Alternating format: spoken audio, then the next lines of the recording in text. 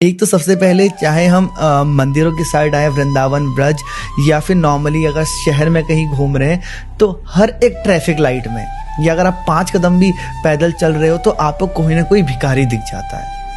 कोई समर्थ है, पूरा हष्ट पुष्ट है, कोई अपंग है, लेकिन आपको हर 4 कदम में दिखते रहते हैं। और अगर दे दें तो ऐसा लगता है कि ये तो उससे नशा करेंगे, हमने एक गलत चीज़ को, एक गलत प्रथा को हमने उसको सहारा दिया, एक गलत प्रथा को, ये तो बिजनेस चल रहा है। और ना दे तो मन में लगता है कि जेब में पैसा था मेरे और मैंने फिर भी उसको नहीं दिया जो मेरे सामने हाथ फैला के आया था।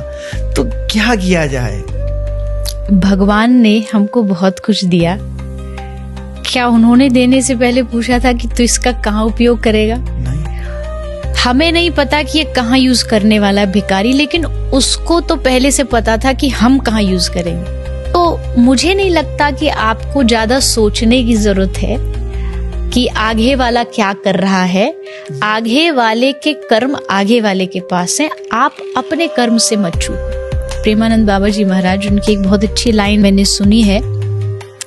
बाबा ने कहा कि कोई पूछ रहा था कि बाबा लोग हमारी अच्छाई का फायदा उठा लेते हैं। तो बाबा ने हंस के कहा कि ये तो तुम्हारे लिए बड़ी अच्छी बात है कि लोग तुम्हारा फायदा उठा पा रहे हैं। तुमको भगवान ने इतना बनाया कि तुम किसी के लिए फायदे के लिए काम आ रहे हो, इसमें नेगेटिव क्या है? ये तो तुम्हारे लिए पॉजिटिव ही हुआ ना। बहुत सुंदर कि लोग हमारी अच्छाई का फायदा, अरे तुम फायदा उठाने दो, तुम किसी के लिए फायदेमंद हो। तुमको ये सोच के नाचना चाहिए।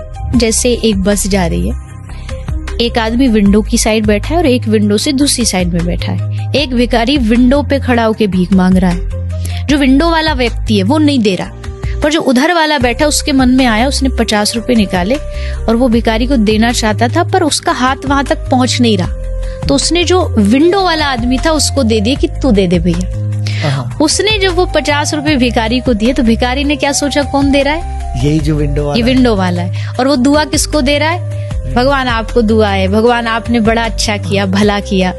पर देने वाला विंडो वाला नहीं है, विंडो वाला बस पास कर रहा है, देने वाला कोई और है। ठीक ऐसे ही आप जो दे रहे हो वो बस आप पास कर रहे हो।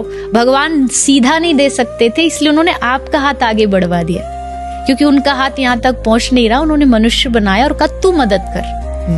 मदद वो कर रहा है पर माध्यम आपको बना के कर रहा है। और जो सामने वाला वो सोचता आपने दिया, हमने नहीं दिया। हमारे पास होता तो जब दुनिया में जन्म लिया तो गठरी में साथ बांध के लाते। हमारा नहीं है वो किसी और का है। किसी और तक पहुंचाने का काम, जिम्मेदारी आपको भगवान ने दी है, उसको निभाइए। इसमें बिल्कुल भी संकोच नहीं करना चाहिए।